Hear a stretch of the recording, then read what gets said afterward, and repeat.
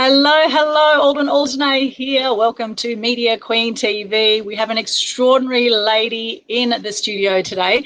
We are chatting with Michelle Sleight. Now, Michelle has survived 6 rapes, and she also had 1 sexual assault over 20 years, and now she has just, as of today, the e-book version of her book, Insight Up Close and Personal Profile of Sexual Assault, has been released. There's the book there, and it's doing amazingly already on the first day of release, and the official book launch of the physical book is actually happening at the State Library of New South Wales this Saturday. So welcome, Michelle. Hi, Aldwyn, and hi, viewers. Hi, everybody. And listen, I'd just like to say thank you so much for jumping on. I know that sometimes this sort of topic can be a little difficult for people. So I just want to share with you that here you're in a safe space and that I have a lot to share with my fellow survivors, whom I call my family, because although we feel so alone, do you know what? We're not. The person living next door to you could be feeling exactly the way that you do, but you don't know it. And so, you don't realize that you could be helping each other. So my family, I celebrate you. I celebrate that you have the courage to be on here today. I celebrate your self-love and resilience that you get through every day. And, sometimes we think, oh, I didn't do a very good job of today, but that's okay. That's okay. I celebrate that you're still here each and every day, and I welcome you into this space. And I'm hopeful that I'll be able to answer all the questions that you might have.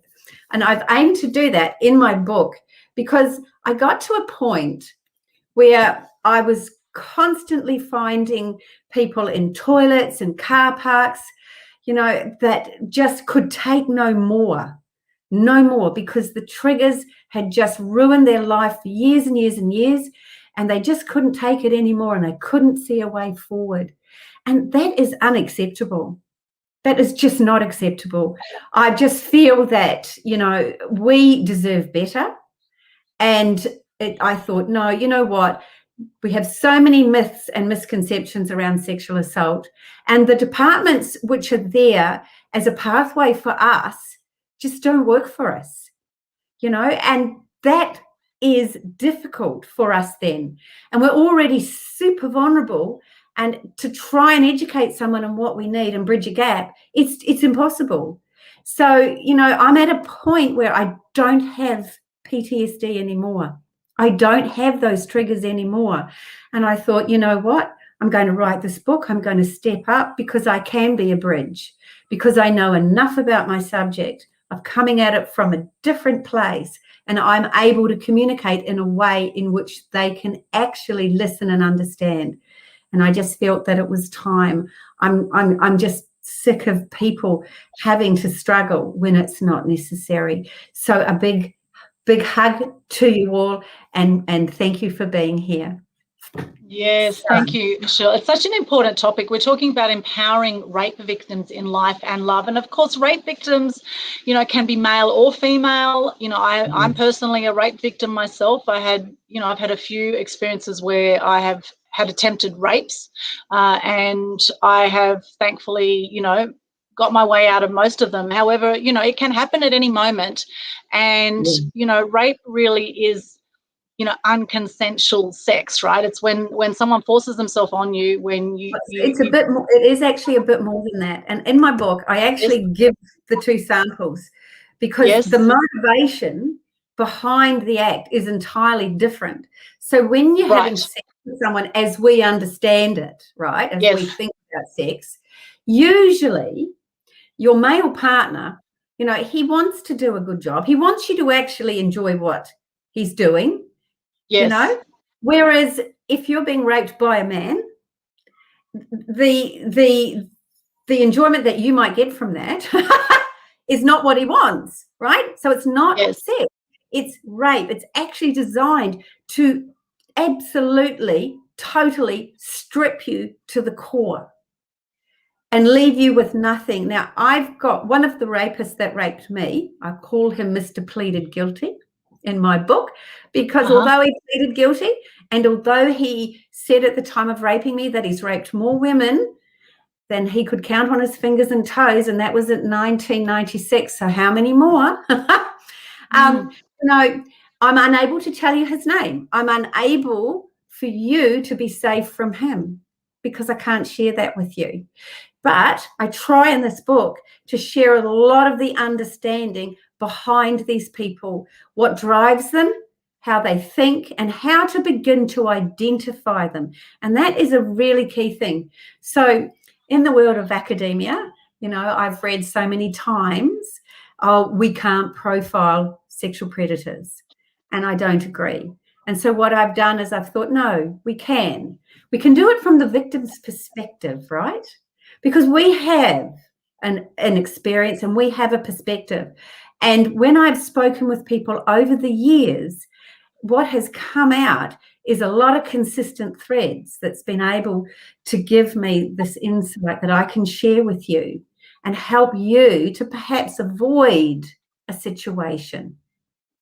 Now, the other thing that's really important to note here, and it's absolutely essential, we are not mind readers. And it is therefore outside of our ability to predict if we're going to be the next victim of a rapist and how and when that's going to happen, because they create a plan, they pick someone, they make a trap, they wait for you to walk into it, and then bam. Now, when that happens, okay, you couldn't have predicted that. You can't say that's your fault. Now, step 2, what happens next? This is where a lot of blame comes towards us. We blame ourselves, and other people say things like, well, what did you do? Or why didn't you do? Now, that is completely and utterly naive and ignorant. Let me share with you that first, at the moment that any of us, for any reason, are confronted with something that's out of our norm, we go into shock. When we are confronted with something that's so out of our norm, the shock sets in so fast, it's within a split second, and then our conscious thinking shuts down. So we can't think, should I try and knee him in the balls? Should I try and do this? Should I try and do that? No. The body has said, no, sorry, we're taking control back. That instinctive part of you is saying, you know what? Your life is the most valuable thing right now. I want you to live. That's from a space of self-love that your mind and body are trying to save you in the best way that it can. And so you will either go into what's the most common, freeze, or flight, or fight. Now, I can tell you that I've been in all 3 of those scenarios, and absolutely there was at no point anything that I could have done differently or that you could ever have done differently to try and have stopped that. If you're lucky enough that you get a predator who's just starting out, you might get to knee him in the balls. You might get to do something. But you know what? If he's practiced, then there's no hope. He's anticipated all your moves. So I just want you to take a moment right now, and I want you to say, hey, I did the most important thing in that situation. I kept me alive. So yay, I want you to celebrate that, because I know I forgot to. And I know that other survivors, they forget that. They don't see that and understand it. And it's the most significant thing. And it's just incredible self-love that we need to recognize and to appreciate and be grateful for the fact that we did that, right? That's our sole responsibility in that moment, is to be alive, to take the next breath. Yeah, so let's let go of all the blame. The blame is not yours. There is no fault. It didn't matter what you wore, what you ate, how long your hair was, how short your hair was. you know, the color of your shirt, the time of the day, where you live, upstairs, downstairs, whether, you know, you locked the door when you walked into your apartment or you didn't, it doesn't matter. They have factored everything in that they need to make a success of their aim. And you have no control of that. What you have control of, and I honestly, I didn't know this for years, right? So I didn't know that I could have control of what happened next. And until I knew that I could actually control that, did I then start to step out into the sea of options and then find what was right for me. So come on, let's pat ourselves on the back and say, yes, I managed to live through it, and let's get rid of the blame, because it's not your fault. Along the way, that person has probably presented sort of behavior that's not quite right, and the community has looked the other way or not understood it. You know, it's not on you, but just the fact that you're still here is the right thing. That's all you can be asked, really. So yay, thumbs up to my family that are here. Yes, So, yes, and it's yeah. important to remember that hurt people too. And I would assume that with a lot of rapists that they have most likely been raped themselves or had some, dramas in their past that has led to them wanting to be in control or have that feeling of control that comes with asserting force or coming on to someone when it's not asked for. Like my first experience of rape was when I was 16 and I was at the Chinese embassy on a table tennis trip actually in China, and I had three young Russian guys that pushed me into this corner and just started to grope me and try to take my clothes off, and somehow I fought my way out of that. But that was totally it was like an attack. It was a total attack out of nowhere. Three guys and me, and thank goodness I got out of that. But it was quite a traumatic experience to feel that as a 16-year-old. Yes, it is, and it will really affect you to the core. And people think, oh, it was just, but it's not just, because they don't understand what it is. And I remember reading a book from a therapist, and she actually chased someone out of her kitchen, and then she said, I spent weeks where I was afraid. I was afraid to be at home alone. And that's just someone who's come in to burgle. That's not someone that's come in to assault her. So I think we underestimate how something like that is going to affect someone, And as a society, we need to know and understand that it's everyone's responsibility. It's everyone needs to know and understand to be part of a solution to actually stopping or slowing down or knowing how to help someone once a sexual assault has taken place. It's like people go, oh, I don't need to know about that, until they do. And they think they know everything that they need to know until they don't.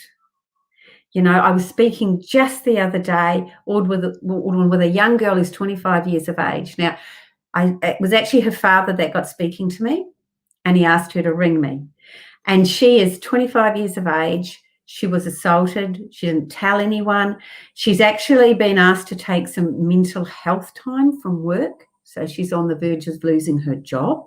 She doesn't speak to friends that she used to have, because when they talk around the subject, they don't talk with any knowledge or authority. And that, of course, for somebody who's been through this, that triggers, right? When you hear someone talking about sexual assault in a way that it is absolutely not correct, it triggers, and it brings out such a rage and such senses of self-righteous, like, how dare you do that,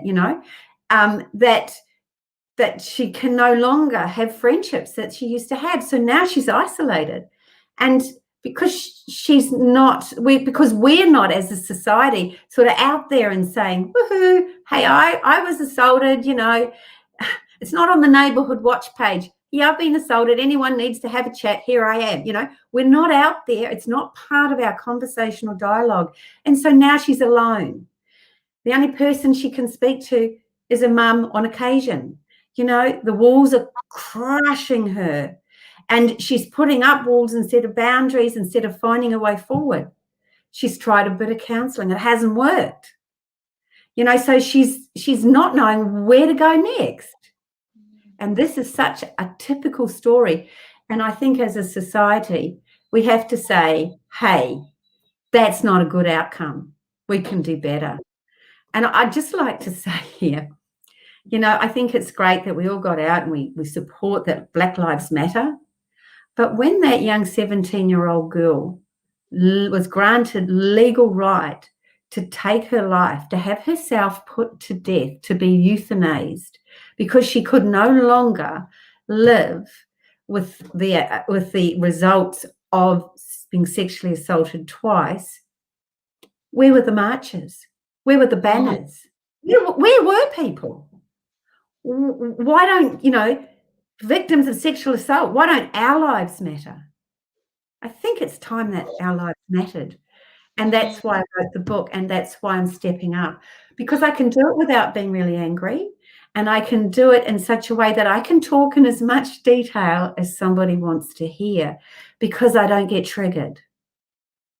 You know, and that was a pathway that I took, that I developed and evolved. And so I'm in a unique position. But and it's important, I think, that, you know, we have a voice, and that we're heard, and that we recognize that we are a family. There's a lot of us out there, and we're not alone, and that we can reach out and be together. Yeah. I think that's really important. Yeah. Absolutely. And, you know, you're really quite extraordinary, Michelle, in the fact you've actually survived 6 rapes. So would you like to share some of your story and how you dealt with the rape that you had? Yeah, no worries. So I didn't know it, but at the periphery of my family, so this is an extended relative, and my family's a big family, and in New Zealand, you know, all the extended relatives and cousins of cousins, we all get together and we do things. And I had a big family. I had a big family upbringing, and there was a rapist in there. Now, we call them pedophiles because they rape children, right? And I found myself trapped on his knee, and I found myself in freeze. I remember that I could not breathe because his stench was suffocating me, and I could feel the breath on the back of my neck. And I remember looking up at Mount Taranaki, or Mount Egmont, depending on what you want to call it, and I could see this big, strong, brave mountain. And I just kept looking at it, and I was shut down, and that's all I had was just this vision. I was sitting on a swing set with him, and he was basically raping me. And afterwards, I was so confused, and I just didn't understand what was going on, and I was trying to make sense of it because I had no reference, no point of reference whatsoever. So I had nothing. And I remember telling my grandmother, she was in the laundry, and this is a time when I set up a trigger around Sunlight soap, which was really a bit unfortunate because Sunlight soap was in every single laundry right across New Zealand. And so wherever I went, there was Sunlight soap. But I remember her distinctly saying to me that there's some things we just don't talk about, and this is one of them. And to me, the impact of that was the biggest kick in my guts, because unlike all my other cousins, extended cousins and so forth, that I watched this person sexually assaulting while all my adult family was around and didn't even know what they were watching, didn't even see it, you know, I had to try and figure that out and try and understand why the people that are supposed to keep us safe didn't. It took me a long time to actually realize that they just didn't have the resilience, the answers, the understanding, or the ability to take action, you know, and so they didn't. Now, when I was 8 years of age, I woke up and there was a strange man. He had his finger inside me. he was sucking on my breast, and he had an arm across my chest. And I woke up to this. So it took a bit of time to actually realize what on earth was carrying on. And I was shutting down at the same time as trying to grapple for this understanding of what was being done. Now, in a way, you can say it was really great that I'd had the first experience, because I did have a point of reference. It wasn't a good one, but at least I had something. And he actually told me, I have more detail in the book, but he told me that if I took him and showed him where our boarder sleeps, that he would leave me alone. And I was 8 years old. I can assure you, I wanted him to leave me alone, and I wouldn't go to the adults, because when I did, they told me, we don't talk about this, or stop making it up, right? So what did I have as a choice? For that little 8-year-old at that moment in time, all I had was that he will leave me alone if I show him where this room is.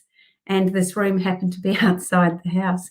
And so I walked outside the house, and I remember looking back at him. I was standing on the porch and he was inside, and he stepped out and he shut the door. And I realized in that moment what he was going to do to me, and that I was unsafe. And I ran and I ran and I ran and I ran around the house 10 times, and I was screaming. And I have a big voice, but I never managed to wake anyone except my brother, who told me many years later he woke up. Now, he was, turning 5. He was a little boy. He didn't even know what he was watching. I was playing chasing with some man that he'd never seen before. And he eventually caught me, put me over his shoulder like a sack of potatoes, and he carried me out to this room, which used to be our playroom, and then had been converted for Mac, who was boarding there. Anyway, he put me down with my legs up against the back of the bed, and his legs were slightly apart. And I'm so grateful to the extended relative, because in that moment, I actually saw a way of getting away from him, because I actually knew what he wanted to do, because I'd already lived through it. And so as he was pulling his pants down, I dived between his legs. I ran to that door that always sticks, and I literally put, I think, everything I had into it, and it yanked open in one pull. And then I heard him behind me, and I ran. I just ran. I got the sliding door. I opened it, ran in and slammed it, and I was looking at him through the glass, and I locked it. And then I walked back to my bedroom, and I started to cry. And that's when my mother came in, and my father, and I told them what had happened. Now, the police were called to that. And I remember sitting and saying to this policeman what had happened. And he said to me, "Do you want to go to court and tell people what happened to you?" And I said, "Yes, I do. I do." And then I waited, and I waited, and I asked my mum, "When am I going to court?" And she's like, "What for?" "For what that man did to me." And she said, "What? No one ever did anything to you. What are you talking about? Stop making things up. You're always making things up." And this just continued. And so I was now alone and angry, furious, and being triggered. So I had no way of understanding why these people were turning their back on me, except that I must just be this terrible person. And all this self-hatred and self-loathing I piled on myself, because I didn't understand that the adults had inadequacies. And it was years later, I was 14 when I had this huge screaming match with my mother. Oh man, I really gave it to her with both barrels. And she said to me, the police said that they weren't going to prosecute, and that just to tell you it didn't happen because you'll forget about it anyway. And I was 52 years of age when my father told me that he had actually gone into the police and spoken with the chief of police. And he'd said to him, why aren't you doing something about what happened to my daughter? And the reply was that it was felt because this man who was out on parole, right, had already spent a number of years in incarceration, and that because he would probably get 8 to 10 years for what he'd done to me, that it would be far too much time for this poor chap to spend incarcerated. And hey, I was just some little kid. So he said, so we've decided, the social department, and the police have decided that he'll go back and finish his original sentence in a town away from New Plymouth, and that would be that. So who's more important? Me, the victim, or this predator? And I can assure you that nothing has changed. Some police are different, but that situation I can give you examples of where that is still happening today, and that needs to change. So then I was 16 years of age. A very angry me had got a job, given up on all my dreams around education, and got a job to get away from the people who would hurt me, who weren't helping me. And so I was flatting with a chap, just a friend, and I walked from the bathroom into my bedroom. It was up a hall, but he had guests around. And one of them followed me into that bedroom and ripped that towel off me. And before I could blink, I was on the bed. My arms were pinned up above my head, and he was on top of me, crushing me. He was really heavy. Let me assure you, men are heavier than women. And, we think, oh, why didn't you fight? Well, actually, I did. I screamed and I yelled and I wriggled, because all I could do was wriggle as he thrust his penis inside me. I'd wriggle and move and twist while I was screaming that this was rape. Stop, this is rape. Screaming and screaming and screaming. And eventually one of the blokes that was there felt sorry for me, and he went and he knocked on the window outside the bedroom. And he said, oh, I'm Michelle's father. I'm here to see her. And that stopped the rape. And then they all left. And I went out. I was so angry, right? And I went out and I had a go at this my flatmate. And he said, oh, well, he's been telling everyone that you've been coming on to him and that you wanted it. And he said, I was really hurt and angry because, I've got a crush on you. And so I said to him, oh, so you enjoyed me screaming for help while I was being raped because what? I was being punished because I didn't like you. I was really angry with him, and then he had to step back and think about his actions and realize that, I hadn't wanted any of those things, and he'd failed me. And I did move out at that stage because I didn't feel safe in that situation. And I moved in with my grandparents, and I had this little sort of time of peace. And it was about 12 months later, it was about 17, when I'd been out with a girlfriend, and we'd met up with a group of guys that we knew them all except one. And we were dancing together, and it was getting late. And so we went and we got fish and chips, and we went back to one of these chaps' homes, and we watched the young ones, because that was the thing to do at that time. And this person just lived around the corner from my grandparents where I was living, so maybe a 10-minute walk. And then everyone was going to sit down and watch the All Blacks play somewhere overseas. It might have been Wales, I'm not sure. And I said, okay, I'm going to walk home. And this chap said, here, I'll give you a lift. And I said, no, thanks. And he said, why not? I said, I don't know you, so I'm not going to get in the car with you. I'm actually happy to walk. So because he couldn't get what he wanted, he engaged everybody else. And so he's like, hey, guys, come on, Michelle's walking home. That's not safe at this time of night. I can give her a lift because I'm heading out too. And they're like, yeah, get in the car. And I say, no, I don't know them. I don't know this person. But we do, and we vouch for him. You're going to be safe. And I'm like, no, I was going to walk. No. And they literally pushed me into the car. You're going to be fine. You'll see. And off we drove. Well, it was half a dozen stop signs and red traffic lights later. We were at a remote beach. So New Plymouth is a beach town. So there's a lot of beach, a lot of coastline. And I'm going to open the window, sorry, not the window, the door, when he grabs me and shoves me between the bucket seats. So I'm now wedged and I've got no support on my neck, and he drags my body over so that and rips my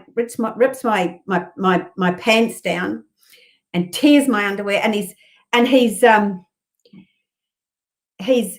on top of me, so the weight of him is pushing me further into the seat, and he's sucking all over my neck and my breast.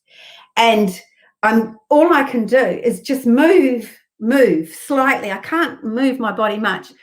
And sometimes he'd get it in, and other times it would slip out because I was moving it, and I was screaming. I'm screaming, this is rape. And he's saying to me, oh, you want this, I know you want this, and he's panting this at me, and I'm screaming, this is rape. And I don't know how long that went on for. And then all of a sudden, he just stopped, and he sat back in his seat. I had to wiggle my way out of the seat, and then he started the car and he drove me home. He didn't look at me. He didn't speak to me, nothing. I opened the door and I got out of the car. I can't remember getting inside. I can't remember getting into bed. I don't remember any of it. But the next day, I told my grandparents what had happened. And I couldn't wee without crying, of course, because with each assault, I was so badly torn and bruised, which we all know, right? Well, many of us will know.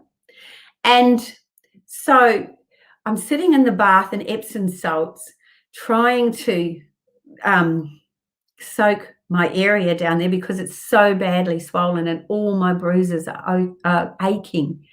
And I remember my mother bursting into the bathroom and screaming at me that I was a slut and a whore, and, that I was making up stories because I'd had sex, and I was trying to cover that up because there'd been a big family discussion about it, and this was the conclusion. And, that was devastating to me.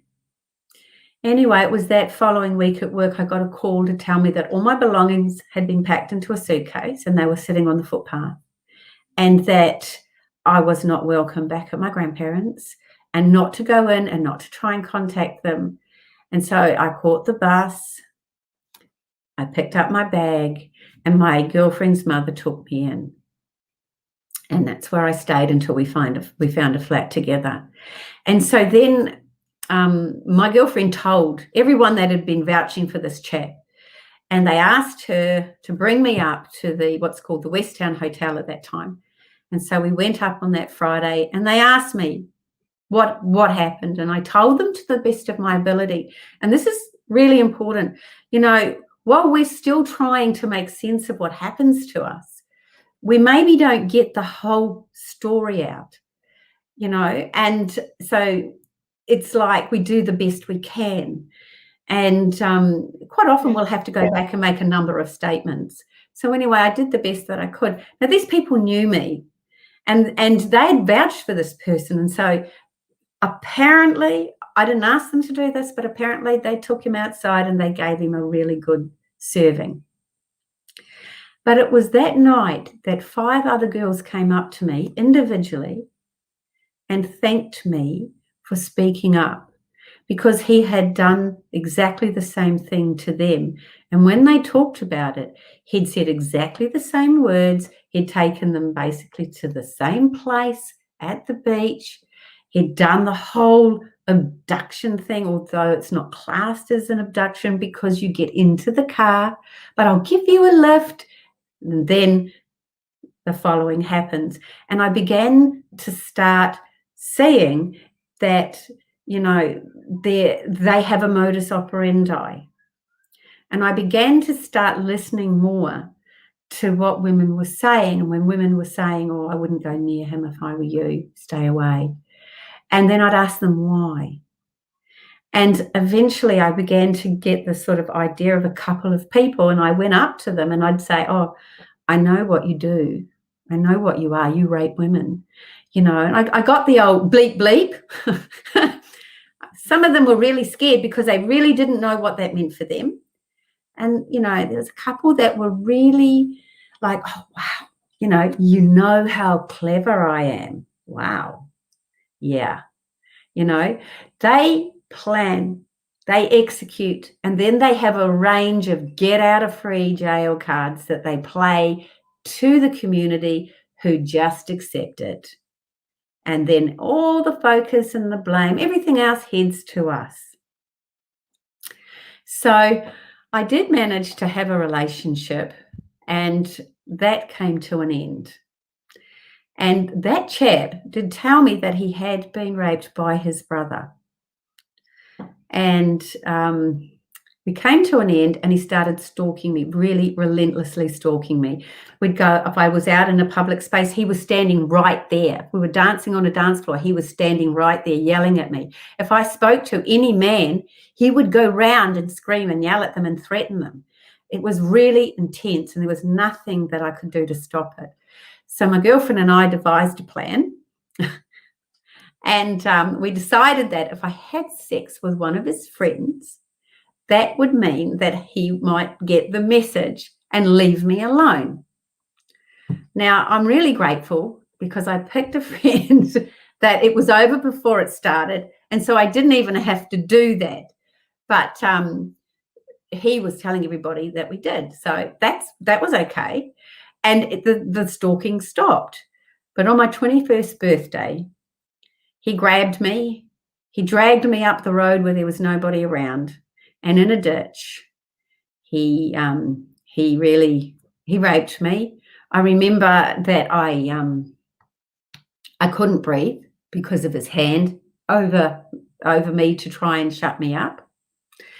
Because I was screaming blue murder, I don't remember a lot of it. My girlfriend and my mother found me. My clothes were completely torn.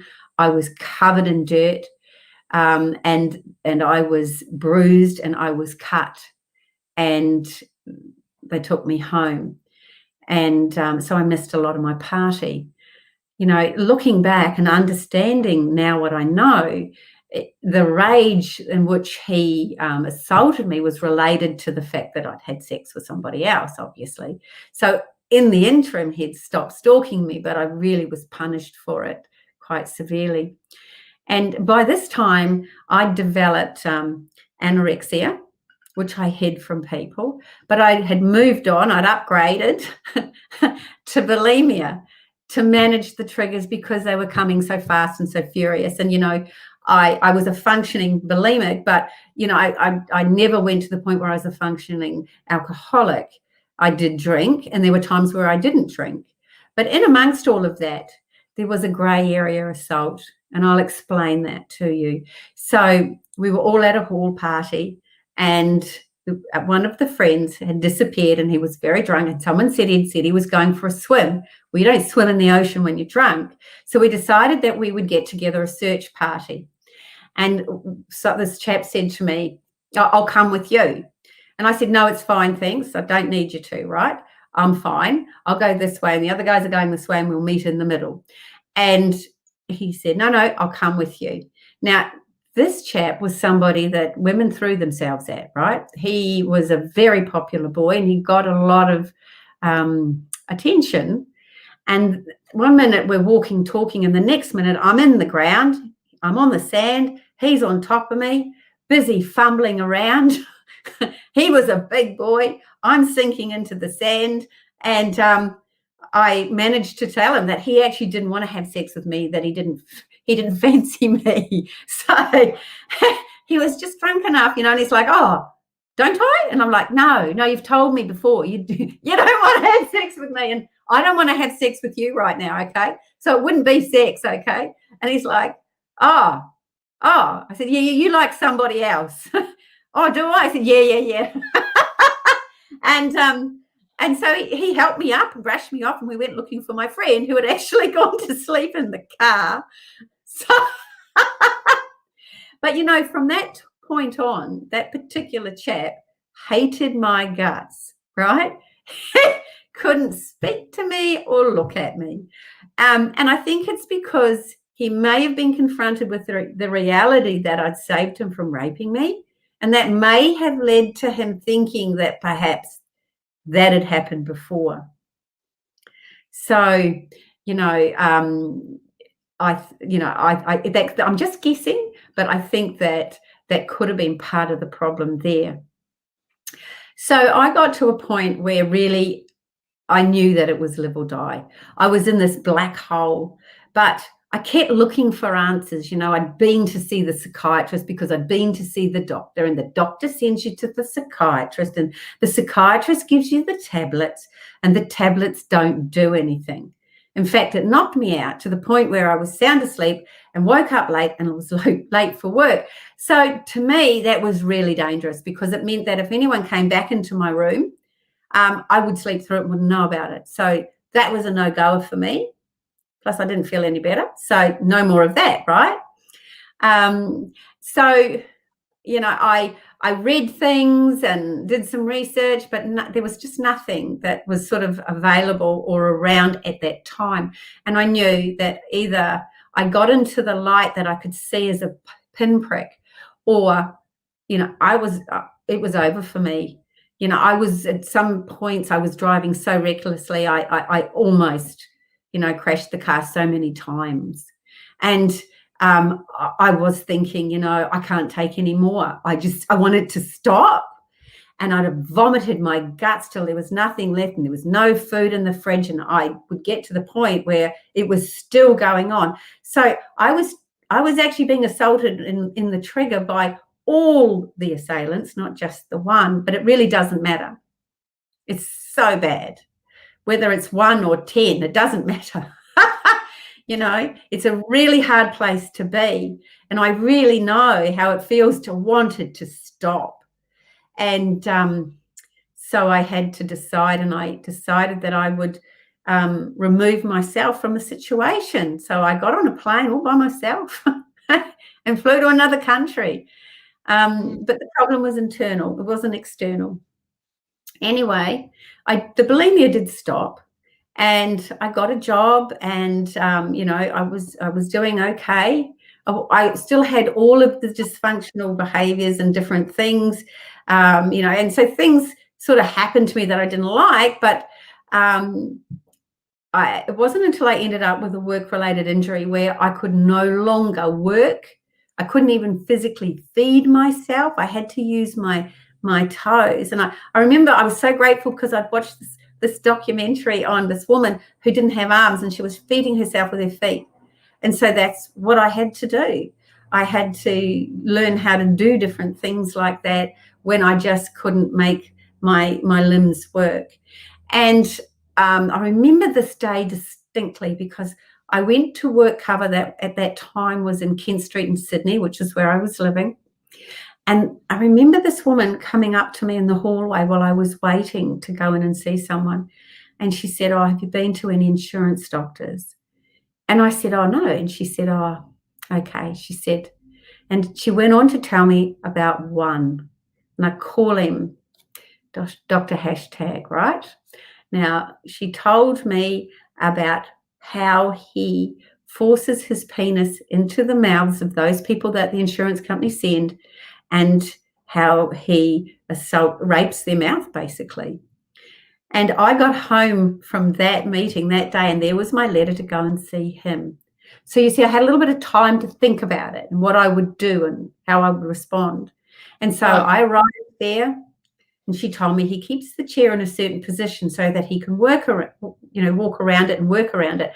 So I pushed the chair right up hard to the desk, and I squeezed in behind it. And he was really annoyed that I'd moved the chair to the desk. But anyway, we did our little first talk, and then he says to me, "Right, get up now, get up." And he dragged the chair out from under me, and he put it back in his place. "Now sit down." And I sat back down, and he came behind me, and the hand came down and he grabbed my breast, and it really hurt. And I kind of leaned forward and twisted and tried to get away from him. And oh, maybe there's nothing wrong with you after all. Quite clearly, you can move. Oh. So, if you want me to write the report, then I'm going to say bad things if you don't keep still, basically, is what I took from that, right? That's the message that I got. Anyway, then the other hand came up the back of my head and planted itself firmly here. So he had a good control of where my head was going to go. And he walked around me. His zip was down and his other hand was in his trousers, right? And I said to him, you stick that in my mouth and I'm going to bite it off. And he'd never had anyone do anything like that before. And I remember he went red like a beetroot and I thought he was going to explode. And then he just walked to the door and he opened the door and he just started screaming, get out, get out. And all the people in this waiting room, this is in Redfern, and it was full of people, full. And they're all looking at me like I've got 10 heads. And so I left. And that was the first time that I was followed by an insurance investigator, right? And so if I wasn't already vulnerable enough, let's just really stick the knife in and turn it. Anyway, I got home and I rang the police. So I was living in Drummoyne at the time, and so I rang the Balmain police station. And they said to me, oh, it's an insurance matter, so we wouldn't get involved. I don't care who is doing this. The police are supposed to be the people that investigate criminal offences and sexual assault. It's not an insurance matter. It's a criminal assault. Yes. Anyway, he was adamant that it was an insurance matter. I even wrote to Karen Phelps when she was the head of the Medical Association. And because it was an insurance matter, she could not get involved. So everything shut down. So then I started writing letters asking that when we go in that we could perhaps have a gown, we could wear a gown so that we're not sitting there half naked or in a bra or whatever they choose. And, and that someone else can be in the room. And I spoke with my lawyer about this. And he said, you know what, you can insist that someone's in the room. And I said, and what if they say no? And he said, well, then you can get up and leave. And I was like, wow, why didn't you tell me this when I first came to see you? And I can't tell you how many doctor's appointments I've walked out of. Right. Wow. Right. And so it was at that point, that really low point after seeing this doctor hashtag, that I suddenly said, I just put it out there. I just said, I don't want this anymore. And I heard this little voice in my head say, well, what do you want? And it was the first time that I actually thought about this. And I thought, right, well, this is what I want. I want to be happy instead of just watching happiness. I want to be safe. I want to have control back in my life. I want to be able to choose what happens to me. I want, there's all these things that I wanted, right? And it was then that I met Susan. And she'd been on a very similar path to me, doing a lot of the same research as me. I'd been, going to a lot of different seminars and things with the universal gurus that were out at the time, and all of this sort of movement was happening. Louise Hayes, we'd both read that. There was a lot of books out there.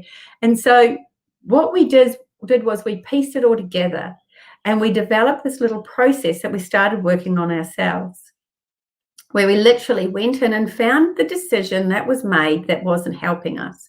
And we pulled it out by the roots and we put in a new one, something that we wanted, that we would now decide that was going to be what we wanted and that we would believe it. And then we had affirmations and I made recordings and she helped me and I helped her because, it's really hard to mind your own mindset. And, I found that even by, power of willpower, the only change that I got that was lasting and permanent was through this process. So we helped each other. And I found that I could go to sleep one way, could do some work, go to sleep, wake up, and my life was different. I found the pot at the end of the rainbow. It was the most extraordinary experience. And that's why I say that, I'm an empowered survivor, because that ability to take control of your life in such an incredible way was so empowering. And I suddenly thought, okay, I can get to the point where I can accept that this has happened to me. I can acknowledge, and I can acknowledge that, I was probably the best victim that you've ever met in your life. I would have passed with honors. Yes. You name it, I did it to myself. I didn't cut myself, but I certainly vomited my guts till it was beyond a joke, and didn't eat, and a whole range of other things, so I was this really high functioning victim, and I could change that. And that was just the most extraordinary awakening. And that got me out of the dark and into this light that I was always aiming for, So my little thing that I can share with you, and I'm just going to read it here, right? So I'm going to share this. Okay. Stop focusing on what you don't want and start focusing on what you do want, and tell it to yourself. Okay, I've decided I now want, right? And just keep reminding yourself, because your unconscious mind will believe anything that you tell it. And this is why it's so hard for us, because as victims, we tell ourselves a whole lot of things and our unconscious mind believes it, and that is the way in which we live. And that's really sad. But we don't know that. I didn't know. No one told me. It wasn't until I discovered it that I was able to then tell myself something different, right? And then find someone to make those changes with. So I think that's really, really important. And it brings me to the next part of my story, right? So I was 32 years of age. I'd seen this couple married. I'd seen them have children. She was like my best friend category. And I had gone over to her home. She was having a lingerie party. I was staying overnight so that we could all take the kids to the park in the morning, so that, I could participate in the birthday party. But also before that, we were going shopping to get a present and rah-rah. And I went to bed early because of my work-related injury. I had a really bad headache. I'd had a little bit to drink, but I'd taken some painkillers and I went to bed. Now, I was sleeping in the same bedroom with their 4-year-old son. Just bear that in mind. And I woke up, it must have been, 2, 3 o'clock in the morning, somewhere there. And it was this excruciating pain. It was just horrendous because my body was tearing as this person was forcing themselves inside me, right? And, I'm like, come to realizing this, and it's, like, what are you doing?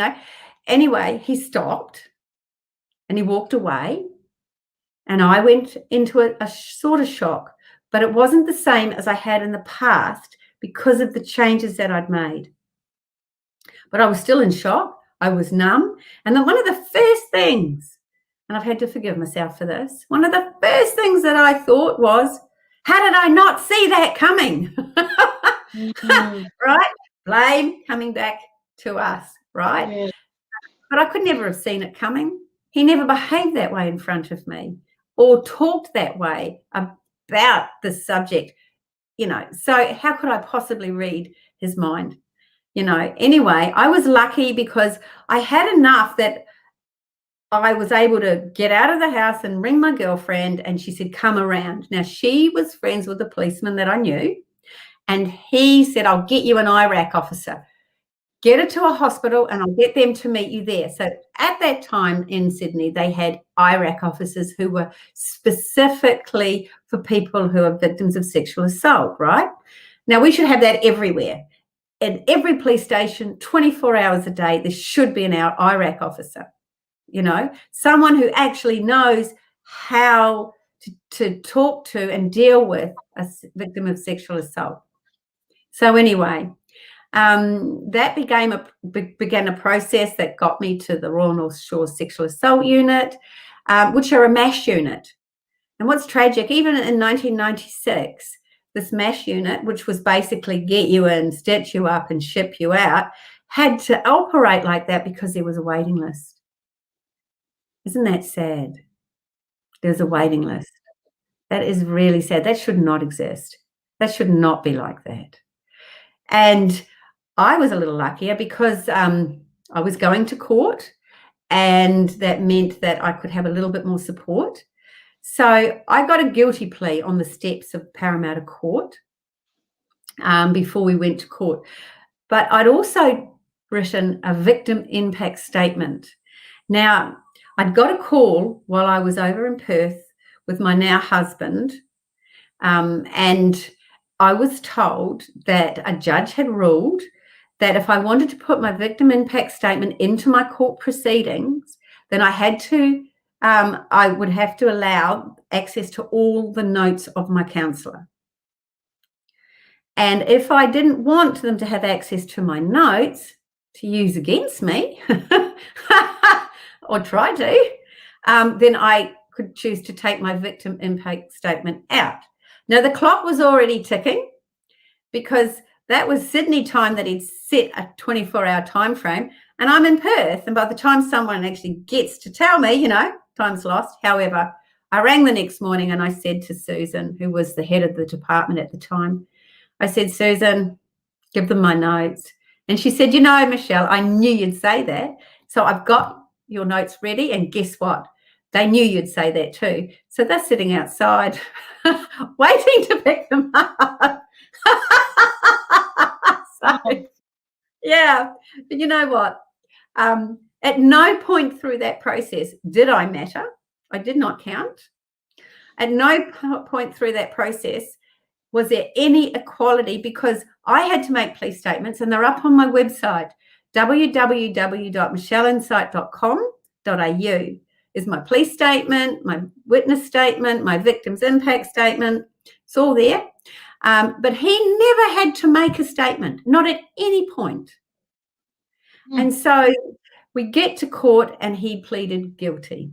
Now, when he raped me, I pieced some things together and I realised that I knew someone who he had actually assaulted, and I reached out to them.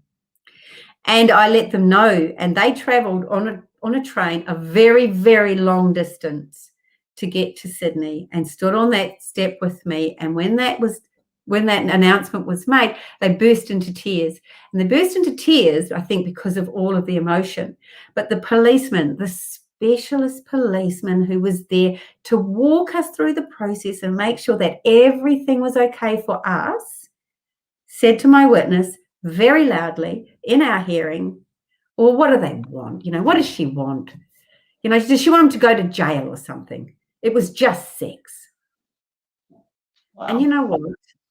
That thinking hasn't changed even today. I can tell you stories that would support what I've just said. So that still happens. And that is something that we need to change. And in fact, we see it today because the police haven't stepped up with this girl that's sort of going public and saying what happened to her in Parliament, right? They haven't gone and arrested them. In fact, they'd like not having a bar of it, right? It's their job, and it needs to be something that they do. Anyway, moving on. This is the final part of my story, other than the fact that I had a big battle on my hands. A top QC defence attorney flew from Perth for free to actually try the case at sentencing. So 2 days into it, the judge accepted my victim impact statement as an acceptable level of suffering for someone who's been raped. And because of the significance and severity of what he did, he got weekend jail for a year. And I remember Mr. Dare said to me, what did you want as a sentence? And I said, how dare you ask me that? It's enough that I've stepped up and I'm going to court. and I'm going to court for me, not for him, so I don't care. The judge is responsible for how quickly he's out and free and can rape again, not me. I can't give you a figure because I'm not prepared to take that responsibility of when he gets out, because I know he's going to go and rape some more people when he gets out, right? It would be life, or, you know, don't ask me. It's your responsibility to take care of the general populace now. So in 2010, we'd moved from Singapore to the Philippines, where we were because of my husband's work, and I was at a Halloween party. And I went into this toilet, and then this man, he forced the door open and he walked in and shut it. And he was there to rape me. Now, I didn't go into shock because of all the work that I've done. And I was able to say, okay, all right, self, what's the best possible outcome I can have here? Right? What can I do for me at this moment? I can't stop him. He's bigger than me, you know, and even at my strongest, there's no way I could have stopped him. And, you know, so I thought about what I could do, and I said to him, okay, I get it. You're here to rape me. Got it, right? And I just want you to know there's going to be blood. People are going to know I didn't want this. It's going to be evidence of that. So, you know, if you're going to do it, well, then let's have at it. Now, he couldn't rape me. He actually was unable to do that, I think, because he didn't know what that meant for him. You see, I didn't act like a victim. And he was regularly raping women every weekend, on and on and on. I didn't know this at this time, and went on to rape a whole lot of other ones. So he was a very experienced rapist, right? And he'd never found anyone who responded the way that I did. And at other social gatherings that I went to after that, he'd watch me. He'd peek around the corner, you know, and he'd watch me because I was an unknown entity to him. And, you know, I think that every person should have the right to get to where I was, to be able to become empowered, so that either you can move forward after sexual assault, or that you can actually stop it from happening. There's no guarantees either way. You know, I'm infallible, and he could have been the sort of person that raped me anyway. But I would not have been at a point where I wasn't able to represent myself in some way, as the fact that it wasn't my choice. So that people who are too ignorant to know better would think, oh, that, you know, that wasn't rape. No, they would know that it was. I would make sure of it. So, you know, so we have to sort of understand and learn from my examples that the general public does not understand or know what we have been through. And it's our job to bridge the gap. And I know that's really hard, but I'm happy to be that bridge, because I can be that bridge, because I can talk about what happened. So if anyone's got any questions, email me at info@michelleinsight.com.au, and I'm happy to answer anything that you would like to ask me. Any other thoughts that you might like to chat about, Aldwyn? Wow, what an amazing story. My goodness. You are definitely someone who can help empower rape victims in life and love. What I'd love for you to share, and it's been an hour already, it's gone so quick. I'd love you to share just some tips for people who might find themselves in some tricky situations, because, you know, at the end of the day, we can't control what other people do, right? We can't control what other people do. We can't control if people are going to turn a blind eye to what's happening, or people are going to dismiss it. We can't control any of that stuff. You can control how you're going to be about it, right? So what are some things that you've done and some tips you can give people to become empowered rape victims? Yeah. Now, it's in my book, and one of the things that you can do right now, and whether you've been raped or not yet, make a plan. This is one of the things that I took away from being at the Royal North Shore Sexual Assault Unit. It's a plan. If you ever find yourself in a situation, what can you do? And go over this plan and practice this plan and make this plan something that is unconsciously part of you. Now, up on my website, michelleinsight.com.au, there are some plan outlines that you can download for free. And I'm not even going to collect your email address, right? This is totally free to you as a gift. So you can go there and you can download some and start thinking, who can I call that's going to be resourceful? Talk to them about what it is that you want. Yeah, you know, get me to medical treatment first. Then I'll speak to the police. Then I'll decide this. Then I'll decide that. Now, I advocate that medical attention is the most important thing. Put that at the top of the list because your well-being has to come first, right? And we have to do morning after pill if that's something you choose, but we also have to check for STDs so that we can get treatment for it. It's sad, but it's true, right?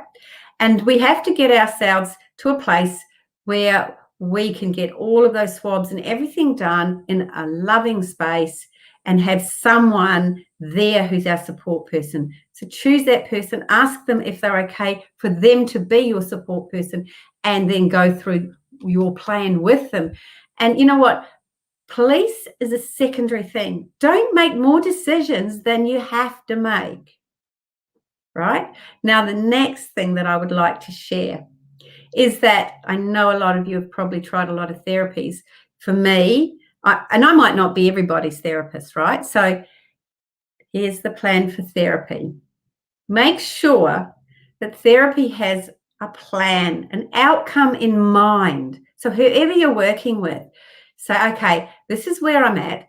This is the outcome that I want, and have a time frame to achieve that and to chart it so that you know that you're on track and you're not just aimlessly paying out money to someone, that you come in and you regurgitate that assault over and over and over again. Then you've got to go home and deal with all the trauma that's been stirred up as a result, but there's no end in sight. Do you know what? That is one of the most destructive things that we experience. And I've had people with bottles of pills in their cars and car parks, and they're there because that's their experience and they can't do it anymore. So your therapist is supposed to be working for you. Make sure that they're not just running a textbook, have a chat. And how do you feel about that? And do you think there's a different way of doing that? Because I have to tell you that willpower alone is not going to trump, right, triggers. It's not going to get rid of triggers. There's actually some constructive things that we can do, which I talked about, where you go in and you clear out the things that anchor those emotions that bring those triggers about. Now, I am someone who does not believe you should have to relive things to be able to do that. So I work a very different way, and I look for results very quickly, right? And I'll be putting up my website is now live, and it's www.angelinsightcoaching.com. And you can go and you can listen to my video and you can check that out. And I'm happy to have a chat. But whatever you choose, remember, you might choose option C. But if it's not working, that's okay. Choose a different option. Never give up on yourself. Never forget every morning to say, hey, hi, self, congratulations, you're amazing.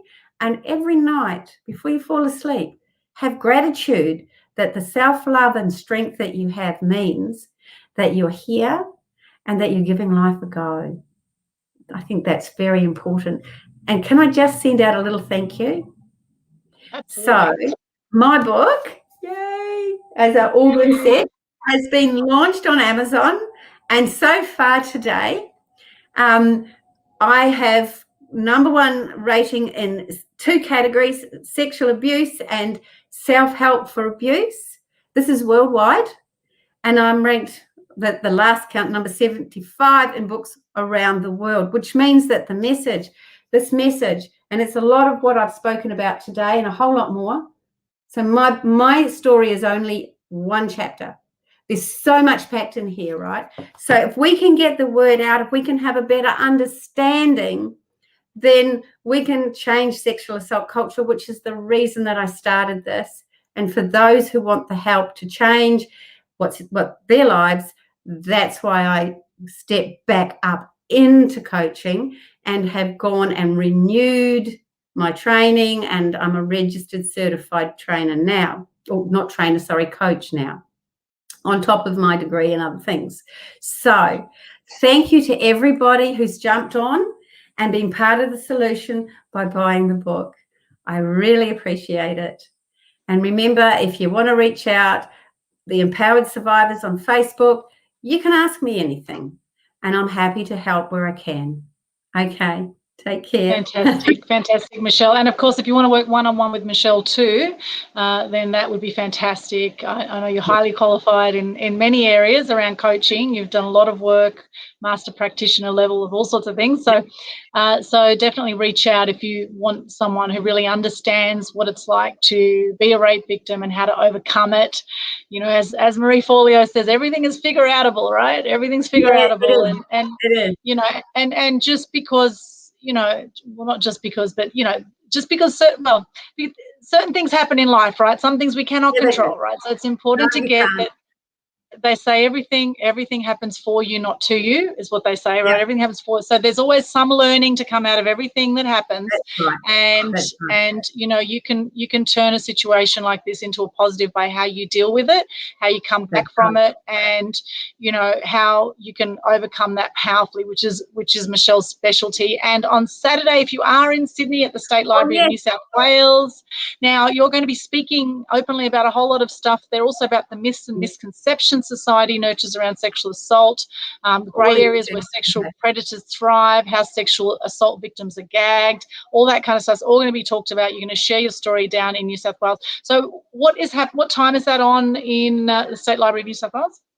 Yeah, so we can't have people come as an audience, but it is being recorded and it will go out onto Facebook. So look out for it, right? It'll come up and be posted. A lady called Writing with Jane Turner is running that official launching of books. And I would like, when we're talking about books, it's really important. This book was within me, but it was Nat and Stu and their team at Ultimate 48 Hour that actually, gave me the technical support to get it written. The writing of it was easy, but the text that go around it, I'm not techie. And so, you know what, the level of support and empathy and absolute focus from Nat and Stu at 48 Hour and their Ultimate 48 Hour books is great. And a little thank you to Lindy, who's been the lady behind the scenes at 48 Hour Books, right? Busy typing away and doing the posts and monitoring everything and helping behind the scenes to make it possible for us to get heard. So thanks to Lindy, thanks Nat and Stu. And yeah, so look out for the post from Jane Turner. And I'll also have it up on my Facebook. It'll take a few days to actually, get edited and everything. I have reached out to media. I don't know if someone will want to do an interview about the things that I'm actually discussing in the press release. Let's see. But otherwise, definitely look out for it in the next week or so. Fantastic. And how much is the book and where can people get it? Where's the best place, Michelle? Yeah, sure. So for today only, on the link, if you'll find on my Facebook, it's 99 US cents. Right, so bargain price today. Wow. And then after that, you can go on to Amazon and find it there, or on my website. There's a place that you can click, both on my coaching website and on my book website, that will take you to a link so you can get a hard copy that I will actually sign and post out for you. I'll also post on my Facebook for those people in Sydney where I might be, at a cafe or somewhere where you can come find me if you want to, and I can sign a book and say hi to you. So I'll keep that updated on my Facebook. So just keep an eye out for that as well. Fantastic. How long will you be in Sydney, Michelle? A short visit, but it'll sort of be, I'm meeting up with I'm a dog breeder, right, of a rare dog called the Coton d'Italia, Coton, space DE space TULEAR, right? It's a pure cotton-coated little dog. And so we're having a little get-together, if it's not raining, in a park. I think Centenary Park, if it's not raining, with me and my puppies that have gone to their forever homes and the forever families, which will be fun. So that's on Sunday. But later on Sunday, I will make myself available to anyone that wants to come find me and sign a book somewhere central, because I'm staying in Kent Street. So I'll put that up once I find a little after hours, a cafe that stays open late, and I will be there for people who might want to come say hi and talk, Yeah. Fantastic. That is brilliant. So if you're in Sydney, come and connect with Michelle. You can meet her in person, get a book autographed personally. So the hard copy book, how much are you going to be selling those for down in Sydney? If they don't get it for 99 cents today online, US, that's crazy. Yeah. How much will it be? Yeah, I'm going to keep it at the pre-launch price for a little while, which is $29.95, right? If I'm posting it out to you, it will be plus postage and handling. But if you're in person, it's $29.95. Yeah. $29.95. Fantastic. And if you want to see the full press release, it is up on the aaexpos.com website. It's in the news section. And, of course, this is Women's History Month happening right now. We had International Women's Day just 2 days ago on Monday, on the 8th of March. And the hashtag is Choose to Challenge, right? That's to choose to challenge. And, Michelle, that's something you're certainly doing, is challenging the system around this and challenging people who think that being raped is nothing to worry about, right? Well, clearly it is something. Yeah. It is something very serious and can have a lasting impact on people, and definitely something not to be brushed under the carpet, but to be dealt with, head on, to be dealt with and faced, and, to bring your power back, because shutting it down is definitely not going to help the situation, right? No, it doesn't. You can't bury it. It'll sneak up. But, Aldwyn, I'd like to thank you too for doing this segment, for being part of a solution to the problem. So, a big hugs to you, Aldwyn. Thank you. Thank you so much, Michelle. Thank you. And Gail is saying, Gail Tagaro, who's in the book business herself, congratulations, Michelle, on publishing your book today. It's lovely to see these two beautiful ladies together. Thank you, Gail. Lovely to see you there. Thank you so much. Hi, Gail. Yes. That's very sweet. Thank you. And thank you if you're watching this right now. If you have any questions or comments, if you're watching this on Facebook or on Media Queen TV on YouTube, then please pop your comments. What did you think about this? Do you have any tips to empower rape victims that you can share with us, or do you have any personal stories you'd like to share as well to help empower other people out there who might be going through this, whether male or female, right? We know it happens to both sexes, so it can affect anyone at any time, and to get empowered around this is really, really important. Thank you so much, Michelle, for the amazing work you do, and really is extraordinary. Congratulations on your book, and well done to the whole team to help. Can I just add a little note? Sure. In this book, I think I said, the experts say you can't profile, but this profile that I've given you, if you want to help me to build and expand it, send me, you can do it confidentially, just send me a story and I will pop it up without your name or anything like that. And I really want to build this profile as a resource to help other people to really get a clear picture. Yeah? Mm-hmm. So, yeah. Absolutely. And I just want to send love to our mutual friend, Moana, who's been in hospital. Oh, yes. Well, from Tuesdays on Tedder. Sending you love, Moana. Hopefully you will recover soon from your heart condition. Sending you lots of love. Such a healthy looking lady, just turned 60, and it's amazing. At any time, anything can happen. So life really is precious. Life is so precious, and here is to making the most of life at all times. And being as empowered as you can be in the moment. And congratulations once again, Michelle. Any final words before we wrap up? Final words? No, just remember that there's a whole family out there of survivors of sexual assault. You're not alone, and that, you can reach out to me, or, you can take a chance and talk to somebody else, and you'll find that, that we can be a great support for each other. But there's always an answer, like we said earlier. There's always an option. Keep looking for the options. Absolutely. And to know that you're not alone too, because often, when you take on the world's burdens, or if you bury this stuff down and take it all on board and feel so unsupported, it can lead to depression and potentially suicide too. Well, it does. That's exactly right. Like that girl, and I said earlier, we just allowed that as a whole world society. Where was our humanity? That no one got upset about that. No one petitioned. Politicians didn't come together and say, wow, wake up call. Really, I mean, that was a significant price that she paid. And for nothing to change is so poor. We should expect more from our politicians, Absolutely. So time for change. Hashtag choose to challenge. Hashtag let's make change happen, right? And it's up to each of us individually to do that, to empower women around us, be like the empowered survivor, Michelle Sleight. Extraordinary story. So inspiring, Michelle. Thank you so much for sharing your story. I know that your book is going to just make such a big difference to so many lives out there. So congratulations for putting that together. I know it's taken you years to produce. So well done.